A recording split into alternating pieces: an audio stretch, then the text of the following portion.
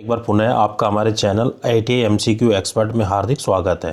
साथियों, आज हम डिस्कस करेंगे कंप्यूटर नेटवर्क असिस्टेंट से रिलेटेड इंपॉर्टेंट MCQ क्वेश्चन।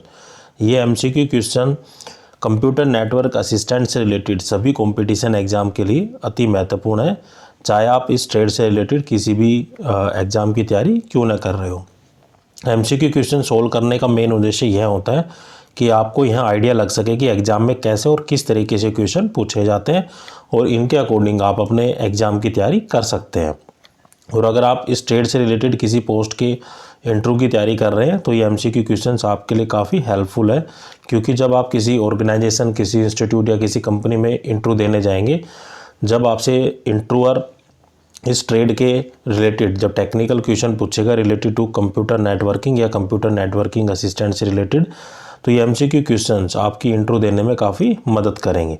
और साथियों, अगर आप पहली बार मेरे चैनल पे आए या अभी तक आपने मेरे चैनल को सब्सक्राइब नहीं किया है तो प्लीज़ सब्सक्राइब करें तथा बेल आइकन पर क्लिक कर नोटिफिकेशन को ऑन कर ले, ताकि जब भी मैं कोई नया वीडियो डालूं तो नोटिफिकेशन आप तक जल्द से जल्द पहुंच जाए।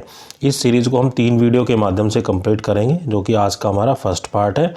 और अगर आप इस ट्रेड से रिलेटेड और वीडियो देखना चाहते हैं तो आप मेरे चैनल की प्लेलिस्ट के कंप्यूटर नेटवर्क असिस्टेंट के फोल्डर में जाकर कंप्यूटर नेटवर्क असिस्टेंट से रिलेटेड आप वहां पे सभी वीडियो देख सकते हैं। तो चलिए बिना किसी देरी के आज की वीडियो को हम शुरू करते हैं। तो आज का हमारा फर्स्ट क्वेश्चन है, ए double word comprise of how many binary digit. एक डबल शब्द में कितने बाइनरी अंक होते हैं? तो ये बाइनरी अंक होते हैं डबल वर्ड में, ये होते 32। A double word comprise of 32 binary digits. तो राइट आंसर होगा इसका option 2। Next question is, if the requested data is already present in the cache memory then it is termed as. यदि अनुरोधित data या data जो cache memory में पहले से ही मौजूद है तो इसे क्या कहा जाता है? तो इसको हम बोलते हैं कैश हिट। तो if the requested data is already present in the cache memory then it is termed as a cache hit. तो राइट आंसर होगा हमारा ऑप्शन 3। जो साथियों, जब भी आप क्वेश्चन को देखते हैं तो पहले वीडियो को पॉज कर खुद से आंसर देने की कोशिश करना। इससे कि अगर मैं सभी ऑप्शन आपको पढ़कर बताऊंगा तो लॉट ऑफ टाइम कंज्यूम होगा और वीडियो काफ़ी लेंथी हो जाएगी। लेंथी वीडियो आपको काफ़ी बोरिंग लगती है, तो इसलिए और आपके जब सभी ऑप्शनों को पढ़ोगे तो डाउट भी क्लियर होंगे, क्योंकि आप थ्योरी को पहले ही बुक से पढ़ चुके हैं। और MCQ क्वेश्चंस लगाने का मेन उद्देश्य यही होता है कि आपको ये पता लग जाए कि एग्ज़ाम में कैसे और किस तरीके से क्वेश्चन पूछे जाते हैं और उनके अकॉर्डिंग हम अपनी एग्ज़ाम की तैयारी कर सकते हैं। Next question is, which of these printers print 1 character at a time. निम्नलिखित में से कौन सा प्रिंटर एक समय में एक अक्षर प्रिंट करता है? तो ये जो प्रिंटर कहलाता है ये हमारा होता है डॉट मैट्रिक्स प्रिंटर। तो dot matrix printer that print 1 character at a time. तो राइट आंसर होगा हमारा option 2। Next question is, the computer program that make the use of mail services to spread quickly and harm the computer are known as.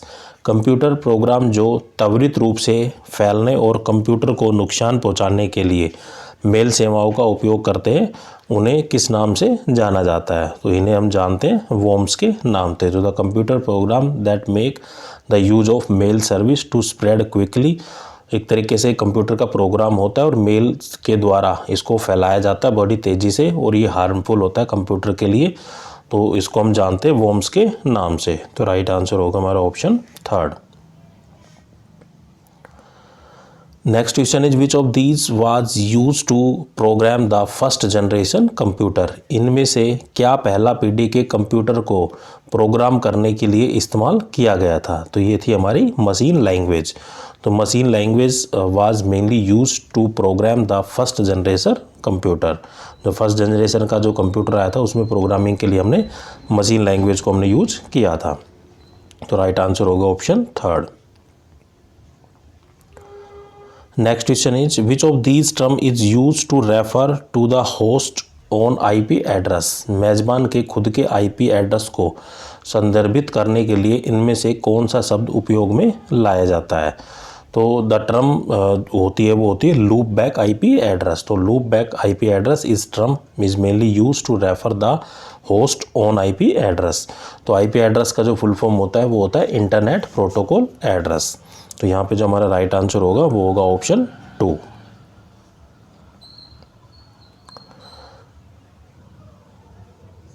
Next question is the file transfer protocol is associated with which layer of TCP oblique IP protocol. File स्थानांतरण protocol TCP IP protocol की कौन सी परत से जुड़ा होता है। तो यहाँ टीसीपी का जो मतलब होता है वो होता है ट्रांसफ़र कंट्रोल प्रोटोकॉल और IP stand for internet protocol. तो आईपी होता है internet protocol, TCP stand for transmission control protocol. तो ये होता है हमारी एप्लीकेशन लेयर। तो file transfer protocol is associated with the application layer of the TCP oblique IP protocol। तो राइट आंसर होगा हमारा option 3rd। Next question is which of the following is not an image editing software. निम्नलिखित में से कौन सा छवि संपादन software नहीं है। तो जो इमेज एडिटिंग सॉफ्टवेयर है वो नहीं है। तो जो विनजिप है वो एक इमेज एडिटिंग सॉफ्टवेयर नहीं है। जैसे कोरल ड्रा है, फोटोशॉप है, GIMP है। तो ये क्या है कि सारे सॉफ्टवेयर इमेज एडिटिंग सॉफ्टवेयर है। तो GIMP stand for GNU image manipulation program. तो इमेज को एडिट करने का जो सॉफ्टवेयर एक होता है हमारा कोरल ड्रा, एक होता है फोटोशॉप, एक होता है GNU इमेज मैनिपुलेशन प्रोग्राम। तो जो हमारा करेक्ट आंसर होगा ये होगा विनजिप। तो विनजिप किस काम में आता है, जो भी फाइल को हमें कंप्रेस करना, 10 MB की फाइल को हमें 5 MB 4 MB 3 MB बनाना है, मतलब फाइल को कंप्रेस करने के काम में आता है। Next question is the maximum file size can be send to attach with an email using the Gmail. अधिकतम फाइल आकार जिसे जीमेल का उपयोग करके ईमेल के साथ अनुलग्न के रूप में भेजा जा सकता है। तो जैसा कि हम किसी व्यक्ति को अगर मेल करते हैं तो मेल में हम एक अटैचमेंट लगाते हैं। तो जो फाइल लगाते हैं अटैचमेंट वो मैक्सिमम कितने MB की हो सकती है। तो जो मैक्सिमम 25 या 25 MB की ही फाइल को जीमेल के द्वारा भेज सकते हैं। अगर इससे ज़्यादा है तो उसको हम अटैच नहीं कर सकते या जो फाइल है वो सेंड नहीं होगी। तो राइट आंसर होगा हमारा ऑप्शन 3। तो 25 mm the maximum file size can be send as attach with the email using the Gmail. तो राइट आंसर है हमारा option 3rd। Next question is which of these is stored in floating point presentation या representation. इनमें से कौन सा floating point के रूप में संग्रहित किया जाता है। तो ये होता है हमारी रियल इंटीजर्स या वास्तविक पूर्णांक। तो real integers are mainly use to store in the floating point representation. तो राइट आंसर होगा हमारा option 1st। Next question is the cache memory acts as a link between. Cache memory एक link कार्य करता है किस किस के बीच में। तो ये जो कैश मेमोरी है act as a link between the CPU and the RAM. तो CPU stand for central processing unit and RAM stand for random access memory. तो यहाँ पे जो हमारा राइट आंसर होगा वो होगा option 3rd, CPU and RAM. Next question is in which of these CPU scheduling method each process is allotted a fix quantum of time and once that time is over another process start operating. इनमें से कौन सी CPU scheduling विधि में प्रत्येक कार्य को एक निश्चित समय आवंटित किया जाता है और एक बार में वह समय समाप्त हो जाता है तो दूसरी प्रक्रिया काम करना शुरू कर देती है। तो ये कहलाता है हमारा राउंड रोबिन। तो इसका जो करेक्ट आंसर होगा वो होगा हमारा option 3rd, CPU stand for central processing unit. Next question is the maximum number of characters permissible in domain name is. Domain name में अधिकतम कितने अक्षर हो सकते हैं। तो जैसा कि आपने देखा होगा कि जैसे कोई हम ID बना देते हैं कि राहुल यादव @gmail.com। तो राहुल यादव तो क्या है, यूज़र नेम है और पीछे जो gmail.com है वो हमारा क्या एक डोमेन नेम है। तो the maximum number of character permissible in the domain name system is 253 जो कैरेक्टर्स है हम डोमेन नेम के अंदर एक तरीके से हम मैक्सिमम नंबर ऑफ कैरेक्टर इतने होते हैं जो इसको हम टाइप कर सकते हैं। तो राइट आंसर होगा हमारा option 3। Next question is a nibble is equivalence to how many bit. एक निबल में कितने बिट के बराबर होता है? तो 1 nibble is equals to 4 bit. तो राइट आंसर होगा हमारा option 2। Next question is what is the purpose of DNS naming system. DNS नामकरण प्रणाली का उद्देश्य क्या है? तो यहाँ डीएनएस से मतलब है डोमेन नेम सिस्टम। तो डोमेन नेम नामकरण प्रणाली का जो मेन उद्देश्य होता है वो होता है converting the domain name into the IP address. Domain name को आईपी एड्रेस से कनेक्ट करना। तो राइट आंसर होगा हमारा option 3। Next question is which of the following is not a file system use in Windows operating system. निम्नलिखित में से कौन सा विंडोज ऑपरेटिंग सिस्टम में उपयोग किए जाने वाला फाइल सिस्टम नहीं है? तो ये होता है हमारा FAT64। तो FAT64 is not a file system that are use in the window operating system. तो इसका इस्तेमाल है वो नहीं किया जाता है। तो राइट आंसर होगा हमारा option 4। Next question is window is an example of. Window किसका एक एग्जाम्पल है? तो विंडो हमारी क्या है? एक एप्लीकेशन सॉफ्टवेयर है। तो window is an example of application software. तो right answer is option 1। Next question is the which layer of TCP/IP protocol architecture make the use of address resolution protocol. TCP/IP protocol architecture की कौन सी परत address resolution protocol का उपयोग करती है? तो ये होती है हमारी इंटरनेट लेयर। तो internet layer of the TCP/IP protocol architecture make the use of address resolution protocol. यहाँ TCP stand for transmission control protocol, IP stand for internet protocol. तो यहाँ पे जो हमारा राइट आंसर होगा वो होगा option 4। Next question is which of these protocol is associated with email. इनमें से कौन सा प्रोटोकॉल ईमेल से जुड़ा हुआ है? तो ये होता है SMTP। तो SMTP protocol is mainly associated with the email. तो SMTP stand for simple mail transfer protocol. SMTP stand for simple mail transfer protocol. तो यहाँ पे जो राइट आंसर होगा हमारा वो होगा option 3। Next question is which of these protocol deal with find the MAC address from the IP। इनमें से कौन सा प्रोटोकॉल IP से मैक एड्रेस का पता लगाने से संबंधित है? तो ये होता है हमारा ARP।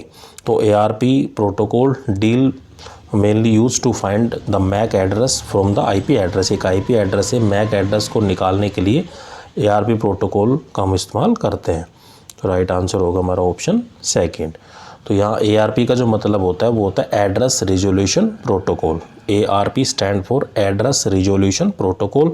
Mac stand for MAC, MAC stand for media access control, और IP stand for internet protocol. तो एग्जामिनर आपसे कई बार इनकी फुल फॉर्म भी पूछ लेता है। तो IP stand for internet protocol, MAC stand for media access control, ARP stand for address resolution protocol.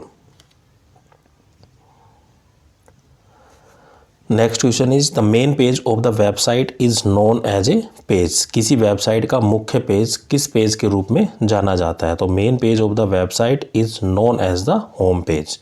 तो इसे हम होम पेज के नाम से जानते हैं। जो कि हमारा जो मेन पेज होता है किसी भी वेबसाइट को, उसको हम होम पेज के नाम से जानते हैं। तो राइट आंसर होगा हमारा option 2। Next question is what does the letter F stand in the FTP। तो FTP में जो F का जो पूर्ण रूप है वो क्या है? तो FTP की जो फुल फॉर्म होती है वो होती है फाइल ट्रांसफ़र प्रोटोकॉल। तो F stand for file, T for transfer, P for protocol. तो यहाँ हमसे केवल F का पूछा गया है। तो F मतलब फाइल ट्रांसफ़र प्रोटोकॉल। तो right answer is option 1। Next question is what is the unit to measure the speed of a CPU। एक CPU की गति को मापने की जो इकाई है वो क्या है? तो CPU की जो इकाई होती है गति को मापने के लिए जो हम इकाई यूज़ करते हैं वो हम किस में मापते हैं? इसको हार्ट्स में मापते हैं। तो hertz is the unit mainly use to measure the speed of the central processing unit. तो राइट आंसर होगा हमारा option 3। Next question is which of these is not a type of cloud computing services. इनमें से कौन सा cloud computing सेवाओं का एक प्रकार नहीं है? तो ये होता है हार्डवेयर एज ए सर्विस, सेवा के रूप में hardware, that is not a type of the cloud computing service. तो infrastructure as a service, software as a service, platform as a service, ये सभी क्या है कि क्लाउड कंप्यूटिंग सर्विस के एक टाइप हैं, लेकिन hardware as a service that is not a type of the cloud computing service. तो राइट आंसर होगा हमारा option second. Next question is the modem speed are measure in terms of, modem गति को एक तरीके से किस इकाई में मापा जाता है। तो modem speed are measure in terms of BPS, BPS stand for bytes per second. तो राइट आंसर होगा हमारा option third. Next question is an IP address which belongs to the class B has the first 2 bit in the first octet set 2। श्रेणी B का IP address से पहले, octet से पहले 2 bit है वो किस पर सेट रहते हैं। तो जो 2 बिट सेट रहते हैं वो होते हैं 1 और 0 के ऊपर। तो राइट आंसर होगा हमारा ऑप्शन फोर्थ। तो an IP address which belongs to the class B has the first 2 bit in the first octet set is to 1 0। Next question is TCP IP has how many layers. जो TCP और IP में कितनी layers है वो मौजूदा होती है। तो टीसीपी आईपी में जो प्रेजेंट होती है 4 लेयर्स। तो राइट आंसर होगा हमारा ऑप्शन सेकंड। तो TCP stand for transmission control protocol और IP stand for internet protocol. Next question is the process by which any process request a specific service from the operating system is known as. वह प्रक्रिया जिसके द्वारा कोई कार्य operating system से एक विशिष्ट सेवा का अनुरोध करता है उसको संदर्भित करने के लिए क्या शब्द यूज किया जाता है। तो इसको हम बोलते हैं system calls. The process by which any process request a specific service from the operating system is known as the system calls. Right answer होगा हमारा option fourth. Next question is the core of an operating system is known as. एक operating system के अंतर्भाग को किस नाम से जाना जाता है। तो the core of the operating system is known as the kernel. तो राइट आंसर होगा इसका option second. Next question is which of these circuit is use to convert the binary data into the decimal. Binary data को दशमलव में बदलने के लिए इनमें से किस सर्किट का उपयोग करते हैं। तो किसी भी बाइनरी डिजिट को हम डेसिमल में जब कन्वर्ट करते हैं तो एक जो सर्किट होता है उसको हम बोलते हैं कोडर। तो coder circuit is mainly use to convert the binary data into the decimal. तो राइट आंसर होगा हमारा option third.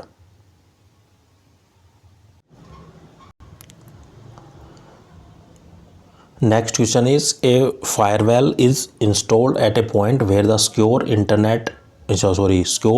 Internal network and untrusted external network meet which is known as.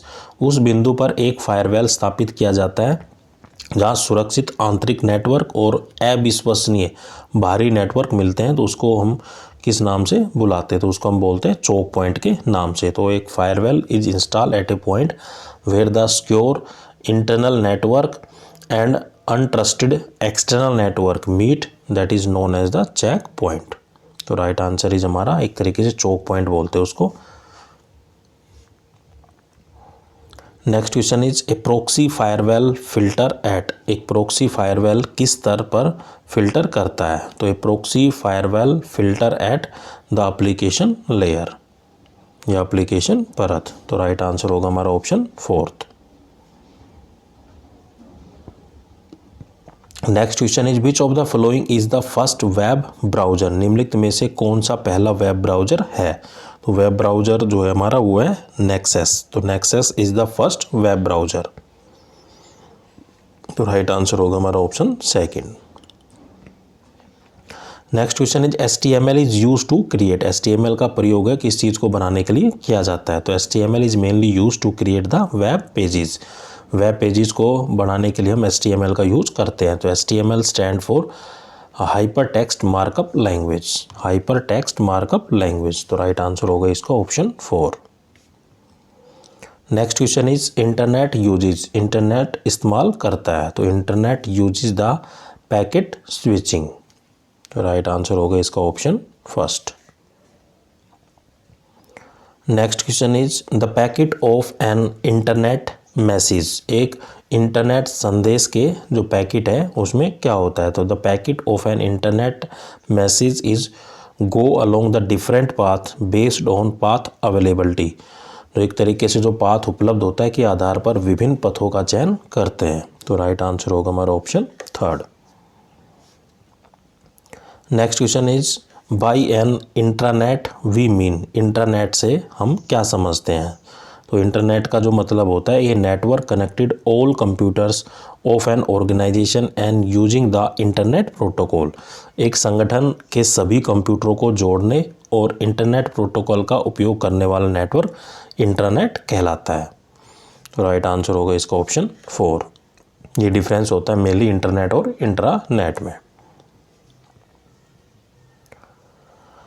Next question is HTML is similar to. HTML है वो किसके समान होता है? तो HTML is similar to the word processing language. शब्द पंजीकरण भाषा के समान होता है। तो इसका जो राइट आंसर होगा वो होगा ऑप्शन थर्ड। तो HTML stand for hyper text markup language. Next question is the HTML tag define. HTML tag परिभाषित करते हैं। HTML stand for hyper text markup language. तो HTML tag mainly define the presentation of a specified element of a document. दस्तावेज के निर्दिष्ट तत्वों की प्रस्तुति हमारा जो क्या करता है HTML टैग है वो परिभाषित करता है। तो राइट आंसर होगा इसका option second. Next question is in message confidentially transmitted message must make sense to only intended. संदेश गोपनीयता में प्रेषित संदेश केवल वांछित को समझ में आना चाहिए। तो ये किसको समझ में आना चाहिए? ये रिसीवर को समझ में आना चाहिए। मान लो कोई जैसे CBI वगैरह है, कोई भी मैसेज वो भेजती है तो एक तरीके से कोडिंग के अंदर भेजती है। वो मैसेज क्या होता है क्योंकि कॉन्फिडेंशियली होता है। बस इतना है कि वो मैसेज जो जिस बंदे के पास भेजा जा रहा है वो समझ सके। तो इन message confidentially transmitted message must make sense to only intended mainly use to receivers के लिए। तो राइट आंसर होगा हमारा option 4। Next question is FTP uses dash parallel TCP connections to transfer a file. File को स्थानांतरित करने के लिए FTP डैश समानांतर TCP कनेक्शन का उपयोग करता है। तो ये करता है that FTP uses the two parallel TCP connections to transfer a file. तो यहाँ एक तरीके से हम कह सकते हैं जो TCP का जो मतलब होता है वो होता है ट्रांसमिशन कंट्रोल प्रोटोकॉल, और एक तरीके से FTP का जो मतलब होता है वो होता है फाइल ट्रांसफ़र प्रोटोकॉल। तो file transfer protocol mainly uses the two parallel transmission control protocol connections to transfer a file. तो राइट आंसर होगा हमारा option second. Next question is what is the Linux program that receives the command from the user and give it to the operating system to process and it shows the output. जो Linux program क्या है जो user से command प्राप्त करता है और उसे संशोधित होने के लिए ऑपरेटिंग सिस्टम को भेजता है और वह आउटपुट दर्शाता है। तो ये होता है हमारा सेल। तो राइट आंसर होगा option second. Next question is to know the directory you are in what command would you use. यह जानने के लिए आप कौन सी डायरेक्टरी में हैं तो आप कौन सी कमांड का प्रयोग करेंगे। तो ये जो कमांड होती है ये होती है PWD। तो to know the directory you are in, तो जो कमांड हम यूज करते हैं वो होती है PWD। तो राइट आंसर होगा इसका option second. Next question is which command is use to create a new file. नई फाइल बनाने के लिए कौन सी कमांड का प्रयोग किया जाता है। तो नई फाइल को क्रिएट करने के लिए जो हम कमांड यूज करते हैं वो कमांड होती है टच। तो राइट आंसर होगा इसका option first. Next question is the which network do crypto currencies like bitcoin use. जो बिटकॉइन जैसी क्रिप्टो करेंसी कौन से नेटवर्क का प्रयोग करती है। तो ये करती है peer to peer network. Peer to peer network is mainly use in the crypto currencies like the bitcoin. तो राइट आंसर होगा हमारा option second. Next question is what is the topology in which nodes are directly connected to a common linear और branches half duplex link. कौन सी topology में nodes सीधे एक समान लीनियर या ब्रांच हाफ डुप्लेक्स लिंक से जुड़े होते हैं? तो ये होते हैं with the help of the bus topology. तो bus topology is mainly use करते हैं to nodes to direct connect the common जो लीनियर हाफ डुप्लेक्स लिंक को। तो राइट आंसर होगा हमारा option second. Next question is which of these would be suitable for the gaming event viewed by a live audience. इनमें से कौन सा live श्रोताओं द्वारा देखे जाने वाले गेमिंग कार्यक्रम के लिए उपयुक्त होगा? तो ये होता है हमारा लैन। तो LAN stand for local area network. तो local area network is mainly suitable for the gaming event mainly view at a live auditorium या ऑडियंस के लिए। तो राइट आंसर होगा हमारा option first. Next question is name the technology for the radio wireless local area network of devices. उपकरणों की radio wireless स्थानीय क्षेत्र नेटवर्किंग के लिए तो तकनीकी नाम क्या है? तो ये होता है हमारा वाईफाई। तो wifi is the technology for the radio wireless local area network for the devices. Wifi stand for wireless fidelity. तो राइट आंसर होगा इसका हमारा option second. Next question is dash is a private network accessible only to an organisation staff. किसी एक निजी network है जो कि केवल एक संस्थान के कर्मचारियों के लिए अभिगम होता है। तो ये नेटवर्क होता है हमारा इंट्रानेट। तो इंटरनेट की जो डेफिनेशन वो पहले क्वेश्चन में आई थी कि विद इन द ऑर्गेनाइजेशन। तो internet is a private network accessible only to an organisation staff. तो राइट आंसर होगा हमारा इसका ऑप्शन फर्स्ट।